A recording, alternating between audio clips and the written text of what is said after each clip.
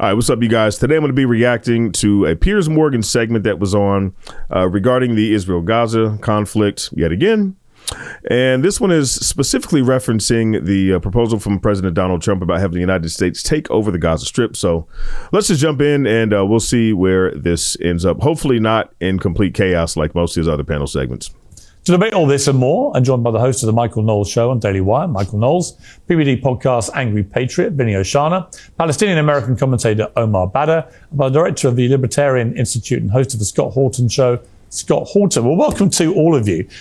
Michael Knowles, let me start with you. On the face of it, it's an outrageous idea by Donald Trump that involves the displacement of 2 million people from their homes where they've been for many, many decades. They would say that they've been there for hundreds, if not thousands of years, displacing them to neighboring countries against their wishes, because he thinks it can create some sort of peaceful utopia and Riviera on the Gaza Strip. Many people think this is for the birds. Many people think it is a form of ethnic cleansing by the purest definition of that phrase. Because it is. What do you think of it? I mean, do you see good, bad, and ugly here? Do you think it's got merit? What do you feel? People can call it insane, but of course the definition of insanity is to just keep repeating the same thing and expecting different results. So say what you will about President Trump's plan, the very fact that it's different makes it probably a lot saner than the supposed peace plans we've had for almost a century now. It's clear President Trump has never seen a piece of real estate that he didn't want to acquire. And I think Greenland is a little more scenic than Gaza. But nevertheless, perhaps a golf resort or a casino would look good in that area. But I suspect you're right, Piers. I think that probably President Trump is talking past the sale here. I think he is probably giving himself a lot of leverage here in a broader kind of negotiation. But I don't want to evade the issue. You've brought up this issue of ethnic cleansing, and this is something that I've been talking about for certainly the entire duration of this war and probably even earlier, which is that in this war, you have two belligerents with the same rational strategic objective, namely the ethnic cleansing of the other. Let me stop right there. So this is a popular sentiment that is expressed on the pro-Israeli side. It's a complete lie. The goal of the Palestinian resistance to Israeli illegal occupation is not to kill all Jews. All they want is what many people are referring to as Palestinian liberation. They want to not live under occupation. They want to not have a foreign nation determining how much food can come into their country, determining how much water they can have, can determine when they can have building permits, can restrict their travel, can not shoot them when they stray too far out into the sea. I mean, these are very basic requests. And that is all that Palestinians have wanted. So he may reference the Hamas charter coming up. That train's never late. But let's just get ahead of it just in case he does. Hamas actually revised their charter in 2017 to make it clear that they were fighting against Zionism, not against Jews as people. And I think people forget to make that distinction. And there are many people, and a lot of Mike's followers and people who listen to a lot of pro-Israeli commentators who simply aren't even aware of that. So they have a false understanding of the actual parameters of this particular conflict and the aims of the people on both sides. Israel's aims, I think, are fairly clear. They want all of the land. I mean, otherwise they wouldn't have a patch of greater Israel on all of their soldiers. And Benjamin Netanyahu wouldn't constantly be giving these presentations in front of the international community with both Gaza and Palestine completely wiped off the map. So let's talk about who actually wants to fucking destroy who. And so when we're talking about the Israelis, it does seem that the implicit and rational strategic objective would be to get the Palestinian Arabs out of Gaza because they can no longer tolerate the security risk that was proven on October 7th. I don't blame them for it. If I were the prime minister of Israel, I would have the same view. And we can't let the Palestinian Arabs off the hook here. They elected Hamas. Their explicit goal, their perfectly clearly stated goal is the ethnic cleansing, if not the outright genocide of Jews in Israel. False. So I guess my question to people who are clutching their pearls and who are scratching their heads is, what did you expect to happen? For the fact that President Trump is at least giving a little bit of leverage for a broader deal here seems to me the best resolution that we've had so far. Yeah, I mean, it's interesting, Omar, because I've known Trump a long time, and one of his favored techniques is to say something that sounds very outrageous, sounds very shocking, sounds very extreme, to jolt people to a negotiating table. Right, I've seen him do this many, many times. We've just seen it with the tariffs, with Mexico, Canada, and the ongoing row with China. This is part of his playbook. So I don't for a moment think that he believes this is actually achievable the way he laid out yesterday.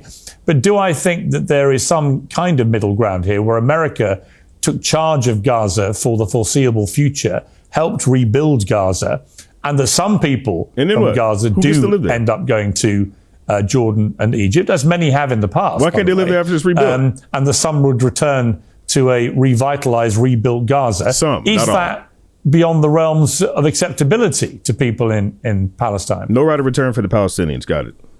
Yeah, Piers, Trump has said many extreme things in the past, but this is by far the most extreme position he has put out. And that, quite frankly, is a very high bar, given the fanaticism with which he utters policy proposals on just about everything. Effectively, at this point, what he's proposing is the destruction of Palestinian society in Gaza, the scattering of Palestinians to neighboring countries, and then for Trump to come and own the Gaza Strip. I mean, it's utter lunacy that the president of the United States is speaking in those terms. And listening to Michael talk about insanity is doing the same thing over and over again. The thing that has been done over and over again is Trump giving a carte blanche, and the United States in general, for decades, giving a carte blanche for Israel to behave however it wants towards the Palestinians, dominating them, besieging them, bombing them at will, and never putting any conditions on that support. Frankly, if you want to do something different and try something different, rather than turn to the victims of Israeli occupation and brutality for decades and say maybe the new thing we're going to try is to scatter you and send you somewhere else and ethnically cleanse you, the new thing you should be trying is applying pressure on Israel to end its brutal occupation of the Palestinian territories. Facts. To say that at this point, every major human rights organization in the world is describing Israel's onslaught in Gaza as genocidal, and to say there's not going to be another penny from the United States unless this genocide comes to an immediate end and we start working towards allowing Palestinians to be a free people in their own country. That is the trying something new that would actually achieve a better result, rather than this insanity of looking at an entire history of utterly deranged American policy of just enabling Israel's worst behavior and saying, well, the new thing, maybe we just have not been tough enough on the victims, and that's what we must do different. It's utterly bonkers. Facts. He's 100% right. I mean, this is a continuation of the overarching strategy of allowing Israeli officials to get away with whatever they want with literally zero accountability for any of it. The only thing that is going to bring an end to this conflict is to do the one thing that has not been done, which is what the international community has been saying for decades, which is to give Palestinians a state of their own. And it should be done irrespective of what Israel and the United States want. Israel itself was imposed on Arabs and on Palestinians despite their own wishes. So why is it that this entire conflict, that all of the terms of the negotiation have to be based on appeasing one side without regard for the side that has been disenfranchised for 75 years? It makes absolutely no sense. So, the thing that would be the thing that should be tried, that would be different, would be exactly what you just said there. Okay, Vinny, what's your response to that? Piers, I have mixed emotions with this entire situation, but I always like to go back to, we can't talk about where we are today, Piers, until figuring out how we got here. October 7th, you mentioned, Piers, 15 months ago, worst attack, almost 1,300 civilians murdered by Hamas. Horrible, horrible day. But the fact that, and John Kirby came out a week after and said, people were asking, how could this happen? How could the most secure piece of land in the entire planet, okay, Piers, I don't know if you've ever been to Israel. Dogs walk past these freaking security. Okay, so you cannot tell me at all that Mossad, the Shin Bet, and the IDF not only had no idea that it happened, and it appears for 6 to 12 hours in certain places, this happened. And when you have John Kirby coming up in front of the White House, and he was like, you know what? People were asking, what happened? Now's not the time. And then Bibi's attitude is, you know what? Maybe after the war. So with no answered questions, nobody knows what happens, Piers. But and then also October 13, 2023, the Israeli Minister of Intelligence had a document coming out, Alternatives to Political Directive for Civilian Population in Gaza. They had a plan ready to go, put all these people in tents, disperse them around the Middle East, then to Europe, then to Canada, and use influence from the U.S. To pressure other countries to take these people. Okay, you mentioned Egypt doesn't want them. Jordan doesn't want them. I don't know how persuasive Trump is going to be to take people. But I mean, Piers, put yourself in the innocent people, the people that had nothing to do with it. They're not terrorists. They don't support Hamas. Their country, their land, is flattened. Now they're gone. And now you're hearing people saying, oh, we're going to build it. And yeah, maybe these people could come back, Piers. There's over, 64,000 people dead. I mean, over half women and children and innocent people. And now we're talking about building a paradise on top of their bodies. It's a little difficult. Do you know what, for Vinny? me, I'm Piers, very, I don't know, man. I'm a bit taken aback by. I wasn't expecting you to take that line so vehemently, because it seems to me that what you're basically, first time. You feel this is a complete non-starter, this Trump idea, and should be. I'm not put words in your mouth, but should be just rejected. No, well, Piers, here's my, and this is where I'm conflicted, like I said in the beginning. With this situation, Piers, when I was a kid and I would fight with my brother over a toy, okay, my father would come in, my mom would come in, and they'd warn us, guys, stop fighting over this toy. And after 3 or 4 times, they'd finally come in and say, you know what? Nobody's playing with the toy. Nobody gets the toy. Okay, Piers, I'm a Christian, and that land, Piers, is where Jesus Christ was. Okay, so I'm conflicted, Piers, because I want that land to be, preserved. I want to be able to go there and visit. So maybe, Piers, maybe this might be a good thing where Trump is going to come in, and just as long as there's no fighting. My only thing is the people that were there, they should have a right to come back to their land, Piers. Plain and simple. Yeah, I certainly think absolutely. I don't. You can't maintain any sort of any sort of intellectual honesty or any moral integrity by suggesting that one group of people has a right of return from 1,000 or 2,000 years ago, when there's not even a way to prove that they're actually from one of the 12 tribes and would even have a claim to that land, even if it were a legitimate property claim. And you're going to deny a right of return to the people that still have the keys to their house that were just displaced over the last 18 months or the last 57 years or the last 75 years, just depending on which market that you want to use. I mean, if you're going to have an inherent right for people to occupy territory based on the fact that they were there 1,000 years ago, I mean, how much more valid is the claim for people who were just recently displaced? I mean, it's ridiculous. Scott Horton. But let me bring in Scott. He's not spoken yet. Scott, look. Scott gonna burn it down. The part of Trump's speech which I did resonate with me was, we've tried everything to sort this out and nothing has worked. And clearly, none of the ideas he's been given in the last few months, preparing to come back into the White House, have made him think that any of that's going to work either. So he's throwing something out there, a kind of firebomb idea, I think, to rattle everyone's cage and try and force people to come to some kind of resolution that could work. That's my gut feeling. I might be wrong. Sometimes I'm completely wrong about. Hey, I'll tell you what, an easy way to get to a resolution is cut off them weapons and cut off that money. We spend $3.8 billion every single year. If you want to end the conflict, we could pressure him. Just turn off the spigot, bro. This is not difficult. Donald Trump on what he really thinks. But it just seems to me he's negotiating here, wanting people to get their heads together and work out what could work. Well, what's your sense? I agree with that. In your opening statement for this segment too, that he's playing hardball and I suppose is trying to get Qatar, Saudi, Egypt, Jordan to take responsibility probably for the occupation and rebuilding. And then also, of course, as we're talking about here, the cleansing and the so-called resettlement of these people. So I think any mention of, oh yeah, no, we're going to make a nice place for the Palestinians to live, they don't mean that. When they say, oh yeah, people of the area are going to take over Gaza now, they mean Israeli Jews are going to replace the people there. And the thing is, America can't do that. I mean, the Pentagon, I don't know if he talked to the generals before he said that or anything, or exactly what he has in mind, if he really thinks he's going to do that. But that would mean American GIs and Marines in the place of the IDF.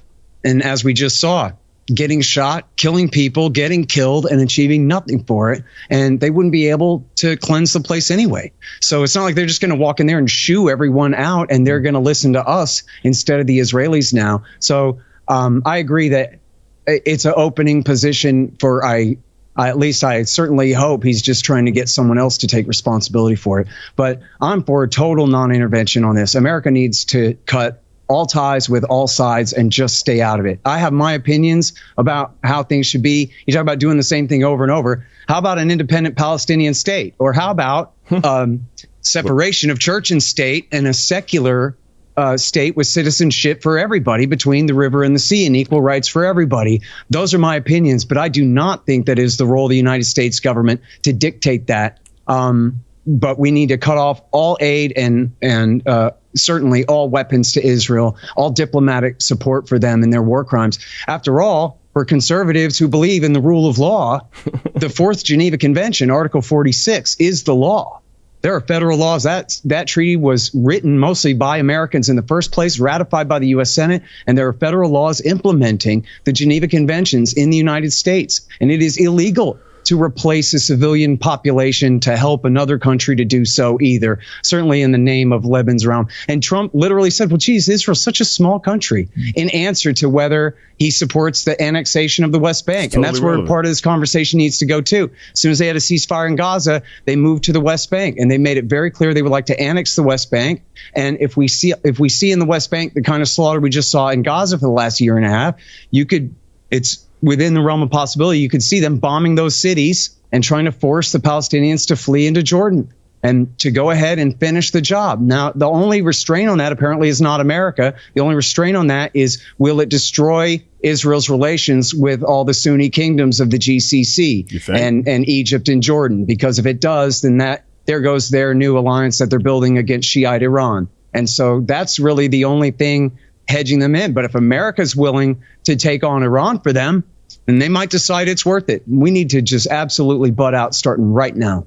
Okay, Michael, it's very interesting to me watching, I'm in London at the moment, but watching a lot of conservative right in America turning more and more against President Zelensky, who I interviewed yesterday, and the battle against Russia that Ukraine has been fighting, which I've always believed was a sickening illegal invasion of a sovereign democratic European country, and that whatever claims Putin makes about being provoked and so on actually is just a cover for the fact he wishes the Soviet Union never got dismantled, and he'd love to get it all back if he could. But putting that aside, a lot of conservatives in America now... Pierce, I'll send you a copy of the book if you just have your producer send my guy your mailing address there. I would love to. We'll Got to get the plug in. Thank you very much. Got to get always the plug like to read your stuff. But Michael, the point I was going to make was, is there not an inconsistency here between the conservatives in America, many of them now, a big number, who want no involvement in Ukraine because it's thousands of miles away, it's not our problem, we shouldn't get involved in this, America first, MAGA, so on. Right. And yet here you have another situation which is thousands of miles away. You could put exactly the same arguments up, that Israel v. Hamas has nothing to do with America, exactly as Scott just said, really. And is there not, I had this conversation with Tucker Carlson in Saudi Arabia last week, and I think he struggled a bit actually to explain why one deserves America's fulsome support and the other doesn't. Can you articulate it better for me? I hope I can. I think there's no inconsistency, because the principle is that we American conservatives generally trust Trump's gut and strategy on foreign policy. That's not hero worship. That's not idolatry. That is a rational prejudice that we have arrived at because President Trump has achieved better results on foreign policy than any presidents in our lifetime, certainly in my lifetime. But that's not the question. Or Democrat. That wasn't the question. The question was, what's the difference ideologically between America getting involved in helping Ukraine repel Russia and America getting involved in helping Israel repel Hamas? They're both thousands of miles away. They're conflicts that don't directly involve America. What is the ideological difference? Well, I suppose we have to shift the premise a little bit here. America is involved in everything. Pace, to my libertarian friends, America is involved in everything. That is in part because we're the global hegemon. That is in part because we are an empire and have been an empire for a very long time. It is in part because nations have interests. All nations have interests. Even tiny little nations have interests, and they seek to influence other nations to better accord with those interests. So we are going to be involved in some way all over the world, whether that is in Ukraine or whether that is in the Middle East. The question is, how are we going to be involved? And here I think President Trump's commentary was really, really important. Trump says, on the one hand, we're going to take over Gaza. We're going to own Gaza. You saw Netanyahu's eyebrow went up. I'm not sure he was totally prepared for that one during their press conference. On the other hand, he says, someone else is going to pay for all of this. We're not going to pay for this. And other people are going to figure it out. So what does that mean? If he says we're going to take over Gaza, we're going to own Gaza, people, I think, assumed that means we're going to send in the Marines, or that we're at least going to send in the Trump Organization contractors to build a nice casino. On the other hand, the Marines cost money. So if someone else is going to pay for this, then it seems to me President Trump is saying, no, we're not going to be directly involved. We're just going to put a stop to this war, which is why I think our other co-panelist here, who makes the suggestion that Trump is always just giving the Israelis exactly what they want, is totally absurd. President Trump got a ceasefire over the objection of many Israelis. President Trump has helped the Palestinian people a lot more than any presidents in our lifetimes. And so I think what you're seeing here literally the most ridiculous thing that has ever been said. Well, I think it's we can fact check that President Trump brought about the ceasefire. Every turn. Is that ridiculous?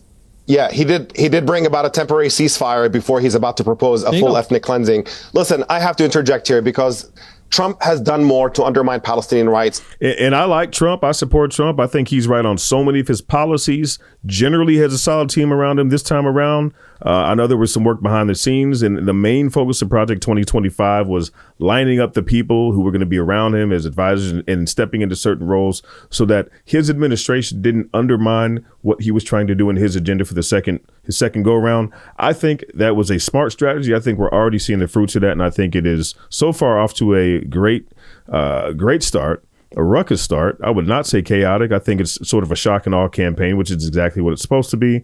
However, on this issue, I think just like we saw during the first administration, first time around, Trump was a little weak on firearms, on the Second Amendment. This time around, I think he's going to be stronger there, but he's incredibly weak on the Gaza issue. The Abraham Accords did not help the Palestinian cause or peace in the region. And this time, and I'm sure it has, absolutely nothing to do with the $100 million from Miriam Adelson. But, we're already looking at giving Israel the ability to annex the West Bank. And now we're talking about taking over Gaza, and Palestinians have zero right to return. So, yeah, on this particular issue, it risks inflaming tensions across the Middle East. We're talking potential boots on the ground for U.S. soldiers, involving us directly in another Middle Eastern war, which was exactly the opposite of what he campaigned on. All the way around, this is a terrible, terrible policy. So again, hopefully this is just an opening move, but I don't know. I'm not in those rooms, and there's one person who knows for sure, and he resides at 1600 Pennsylvania Avenue right now. He's recognized Israel's illegal occupation, illegal settlements. What rights? Recognized Jerusalem as Israel's capital in violation of international law. Every single, I'm listing them for you. That had been U.S. policy for 3 decades. Entire unanimity of condemnation of Israel's illegal occupation that Trump has recognized. Unanimity. And just on that point, I really have to say that I'm fundamentally unanimity. Some global hegemon acting like a rogue state in order to enable another rogue state. Yes, the entire world. If you look at the logs of the international of the UN General Assembly voting, it's obvious that Israel and the U.S. are out of step with the rest of the world on illegal occupation. I mean, it's just being condescending to somebody who does not know what they're talking about. It's just, it's always a wonderful experience. Maybe listen a little bit and try to learn and understand actually how the world works. Is the global no, you don't know what you're talking about. You're incredibly out of your depth. Okay, allow me to say a few words uninterrupted if you don't mind. I think you've said a lot of words. I'm extremely uncomfortable with the idea. The United States is the global hegemon. I have not spoken. You've been speaking over me the entire time I've been speaking. Knowles is reciting a lot of talking points right now, which, I mean, come on, it's Daily Wire. It's going to be expected on this particular issue. You saw what happened to other people who had different thoughts on this, but he is out of his depth. He's not said anything of real substance. These are all talking points, and if you pick up, I don't know, any book that wasn't written by Alan Dershowitz, then you'll come to these same conclusions rather quickly. Let's go ahead and just continue. Listen, guys, time out. No, we can't actually hear. Hang on, we can't hear either of you. So, Omar, say what you want to say, then I'll let Michael respond. Sure.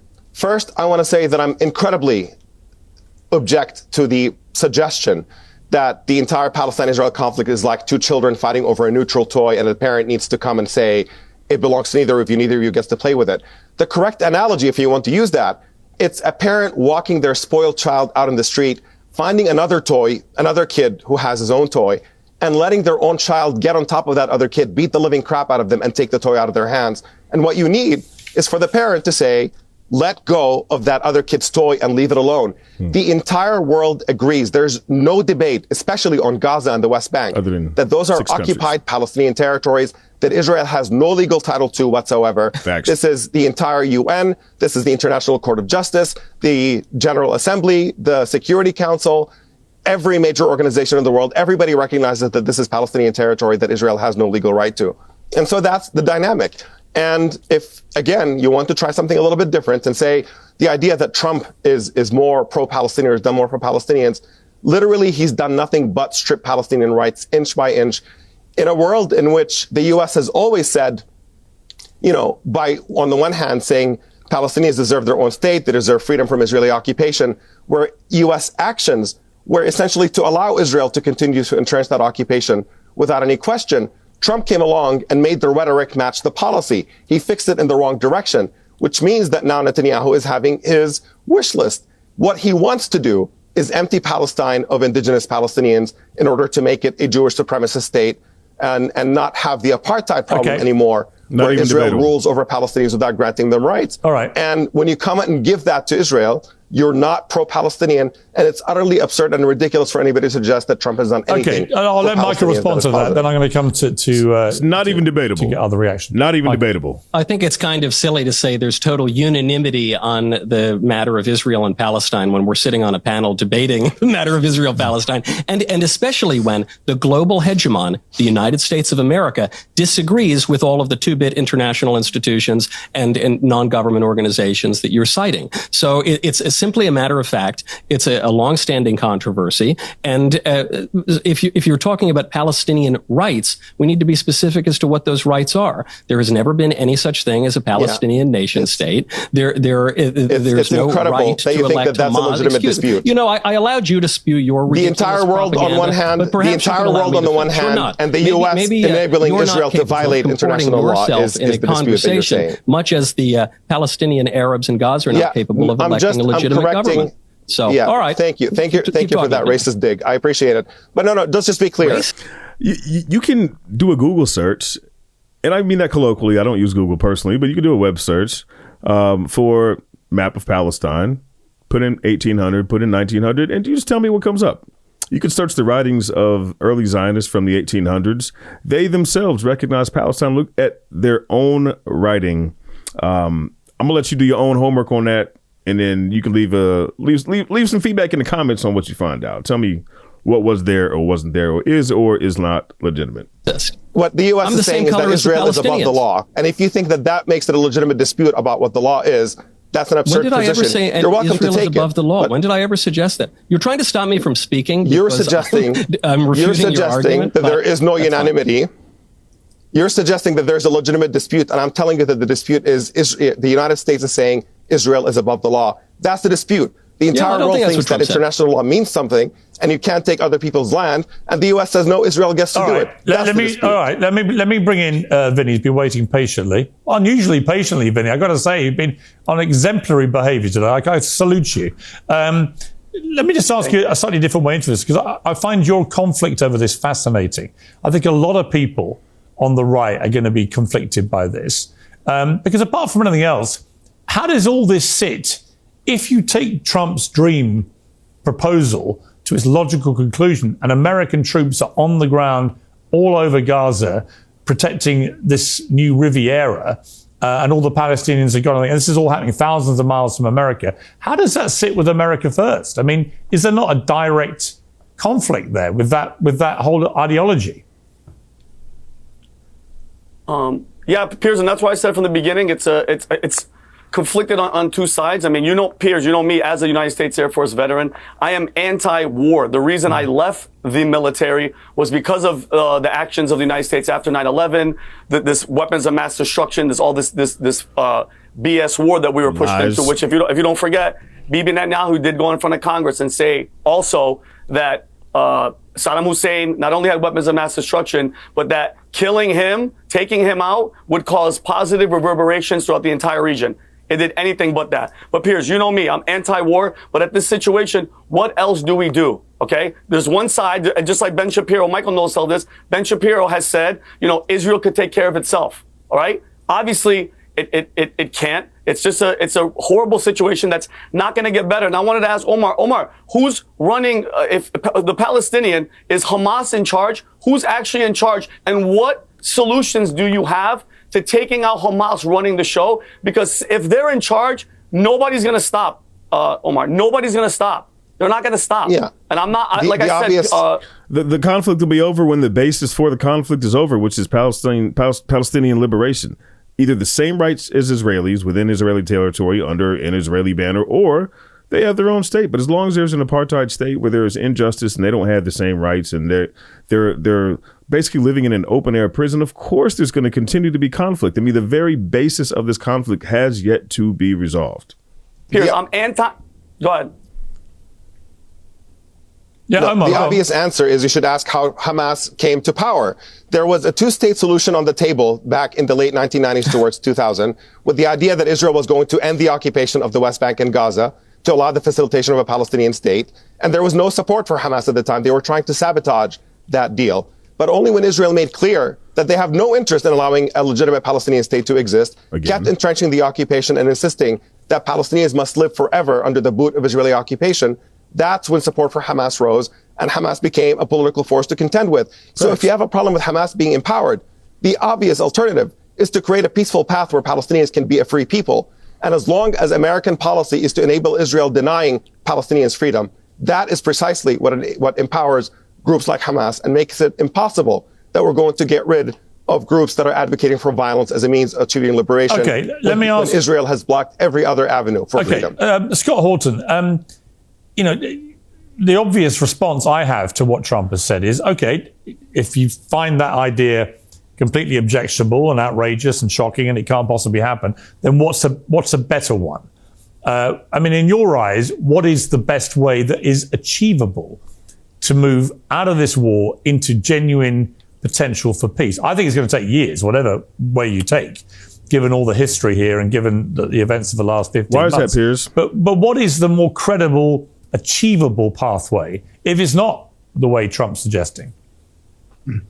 Well, you're right that it's been a horrific setback for peace, going forward, just of what's happened since, including and since October the 7th. It's a real catastrophe, but there are places around the planet where people have some or another form of binational type of state where they have their own local security forces under one government. And there are places where you have extremely bad blood historically, but where it's basically worked out. For example, there are millions of ethnic Germans that still live inside France, but they're free. And so there's nothing to fight about. And but of course, Germany and France have fought over the millennia, right? If you want bad blood, you can have some. There's also essentially a status quo holding in Bosnia, where there's tons of bad blood between the Bosnian Serbs, Croats, and Muslims. And they went through horrific fighting for years, but then they stopped. And they could get up in the morning and get revenge for their brother that died in the thing, or they can get up and go to work. And so if the dynamics are changed severely enough, then things can go back to hell. But it goes to show that people can put the past aside. Well, we had it we had it close to where I am. We had it in Northern Ireland, of course.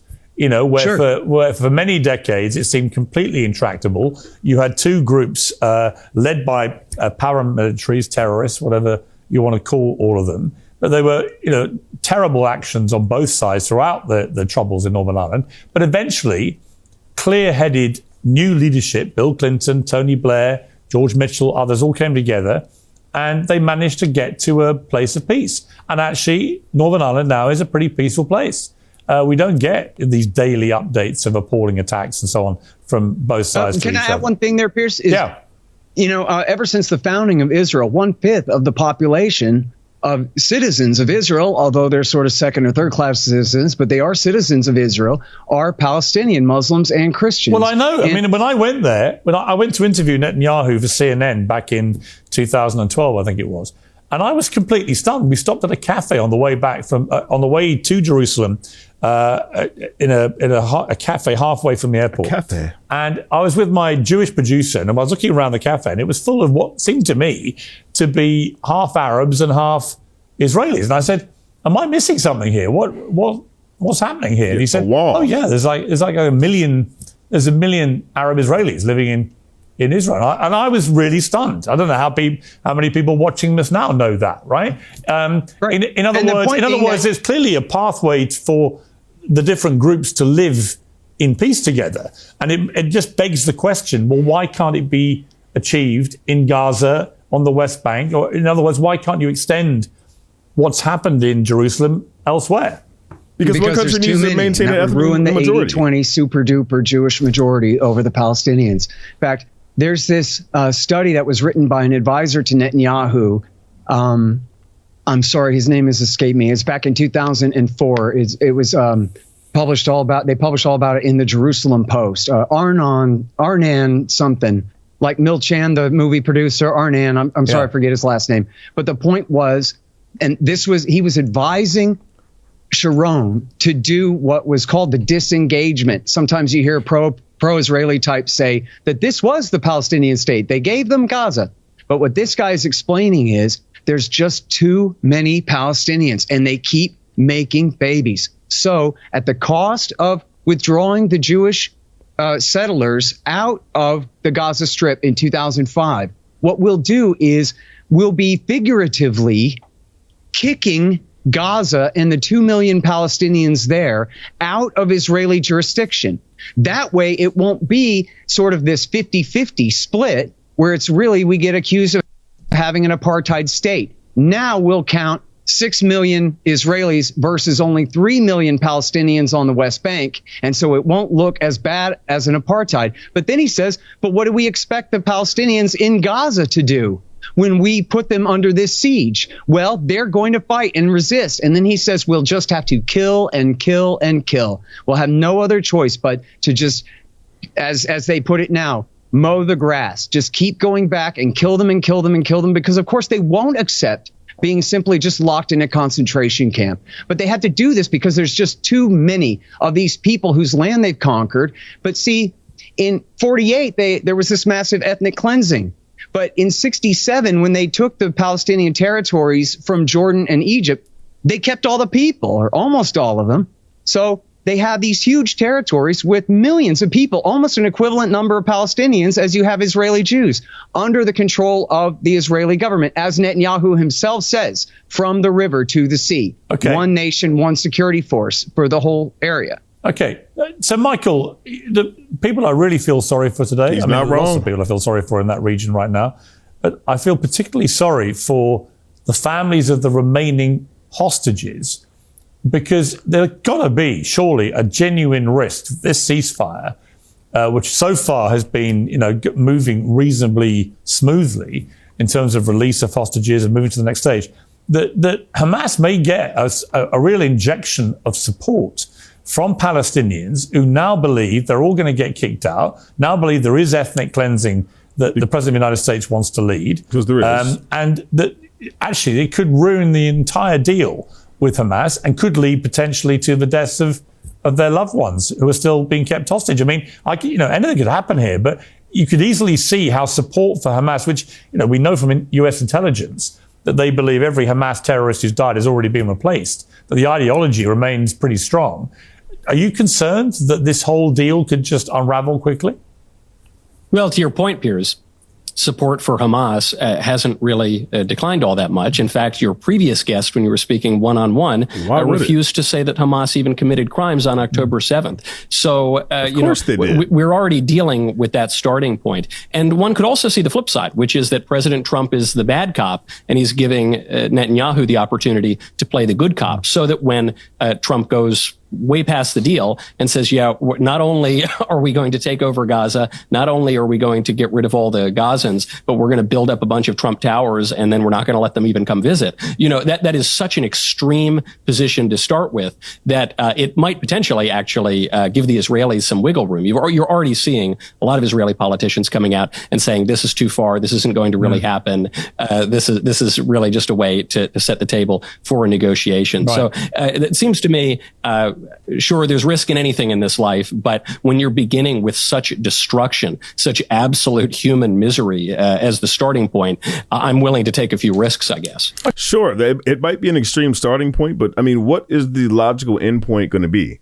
Do you really think Israeli officials just spent the last 16 months completely flattening Gaza, turning it into a parking lot just to rebuild it for Palestinians to come back?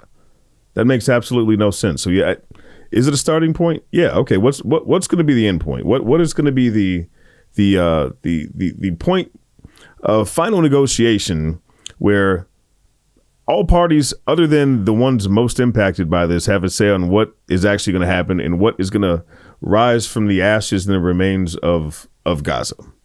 That's the $1 million question. I guess we'll find out in short order what the answer is. Well, for more on President Trump's plans for Gaza, I'm joined by two people who are no strangers to Uncensored. Alan Dershowitz, former professor at Harvard Law School and professor emeritus. Here we go. Author of 8 books. And I'll be speaking to Dr. Mustafa Barghouti, the Secretary General of the Palestinian National Initiative. Well, let me start with you, Alan, if I may. On the face of it, as with many of Trump's statements, everyone goes completely nuts. They all think it's completely insane. And it follows a familiar pattern. And then you find out that what he really means turns out to be something rather more diluted and palatable because he's a trader at heart. What is your reaction to this, though? It's so dramatic. It stunned the world. But is there merit or method to the apparent madness?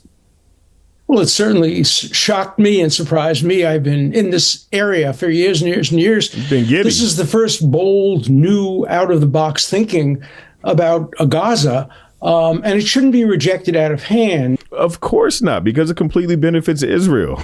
It's reminiscent of Churchill and Roosevelt's view at the end of the Second World War to transfer millions of Sudeten Germans out of their land they had lived in for hundreds of years in Czechoslovakia and move them back to Germany. Or the thinking of Nehru and others when England gave up India and Pakistan, transfers of populations against the wishes of the people. But it produced an enduring peace in Central Europe, the transfer of the Sudeten Germans, and it produced an enduring peace, not perfect peace in either cases, and with high costs and high prices. Or consider the decision of Russia to take over Königsberg, an old German city, and to remove all the German residents of Königsberg and to repopulate the city, rename it Kaliningrad, repopulate it with Russians and annex it to the Soviet Union. There's precedent for this. I think it's an idea that's worth thinking about and its variations. There are so many possible variations. For example, you can do it piece by piece. You can clear out an area of Gaza, remove the population, clean it up, get rid of all the tunnels, then repopulate it with Gazans who would agree that they are not going to engage in terrorism. They're not going to join Hamas. Look, the alternatives that all the critics have been presenting are not viable. It's just doing the same thing over and over again. That's Albert Einstein's definition of insanity. We need new thinking. We need fresh thinking. I'm happy. We covered this earlier. There's other solutions, there's other options, there's other things that have not been tried that have been proposed.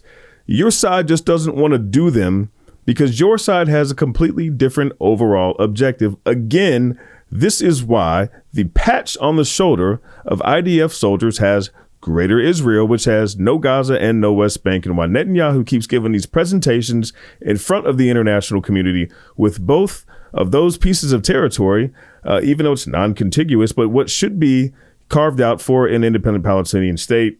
Both of those are completely gone because he and his extremists in the Likud party, and really I would suggest the vast majority of the Israeli government at this point, has an overarching goal of taking all of the land for themselves.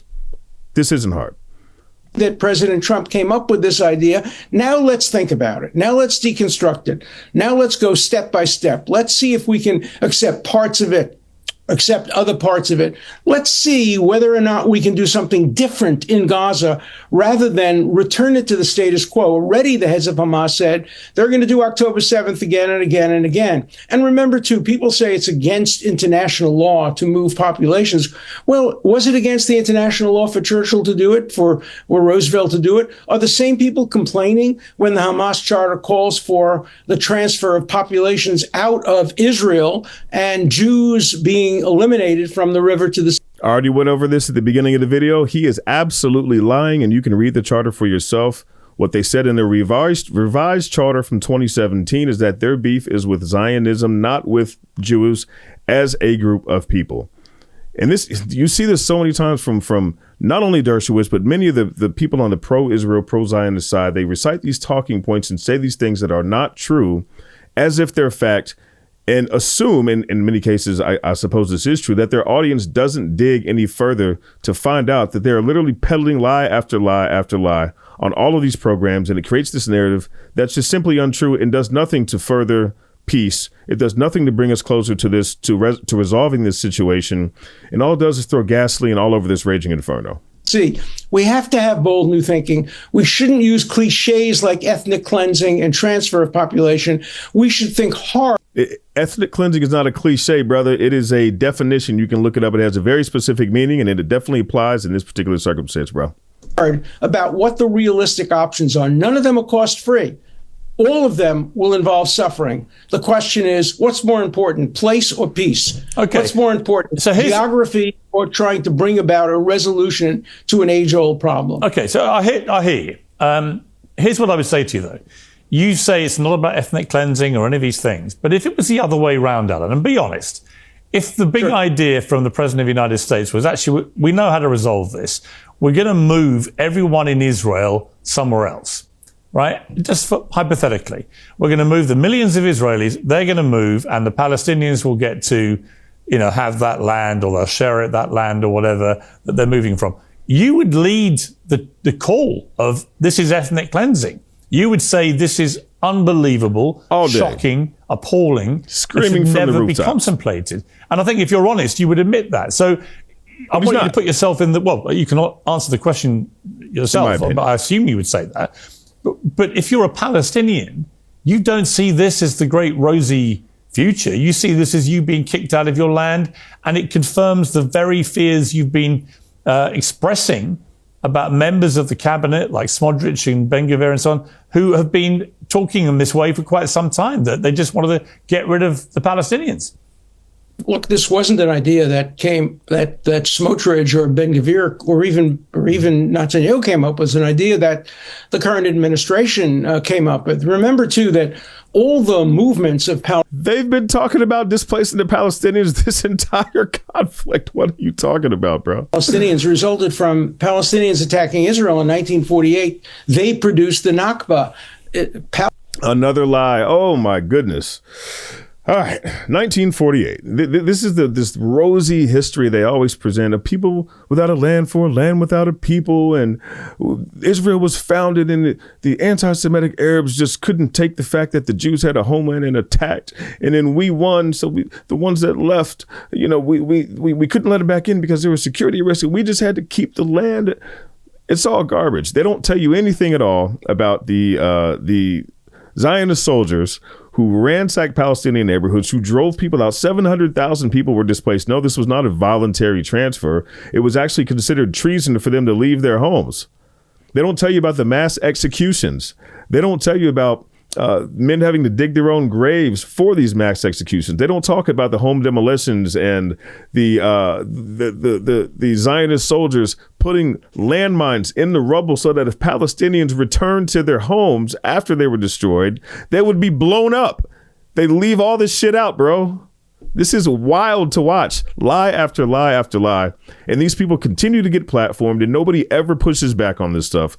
Please fact check me on it if you disagree, because it's a part of the historical record. It's not even hard to find. It's a 5-minute Google search. This is ridiculous how these lies get peddled, and there's absolutely zero pushback. Palestinians would have been allowed to stay in Israel, hundreds of thousands of them, if they hadn't attacked Israel. And so, no, Israel is an established state. It didn't start the October 7th war. When you start a war the way Germany started with Czechoslovakia, your civilians pay a price. And if the price is can result in real peace, if the people of Gaza can be returned, and I don't want to see the Palestinians of Gaza removed forever. I want to see them returned to a stable community with beautiful homes, with no tunnels, with no rockets. Who gets to return? With demilitarization. That would be a first step to a two-state solution. Remember, I'm a strong supporter of the two-state solution. But that's not what Donald Trump said, though, is it? But Alan, just to jump in there, if that's what Donald Trump had said, then fine. But actually what Donald Trump, when he was asked directly about what would happen with Palestinians, he said, well, some of them could come back. But his implication was very clear that most of them would not, that most of them would literally move to Jordan and Egypt, both of whom their leaders have said, we're not doing this. And the general reaction across the Arab world is one of absolutely not happening in a million years. So I just think I get the boldness, I get the vision, I get if you're an Israeli, this makes perfect sense and it's great. But if you're a Palestinian, you're like, hang on, so we're getting kicked out, and most of us forever, from what they see as their homeland. And again, I just ask you. It is their homeland. They live there now. Their homes were just blown up over the last 15 months. It's their homeland. They were born there. That's where they was raised. That's where they go to school. They can't leave. They're not allowed to leave without Israeli permission. And they deny like 90% of the people who try to get out. So yeah, it's their actual homeland.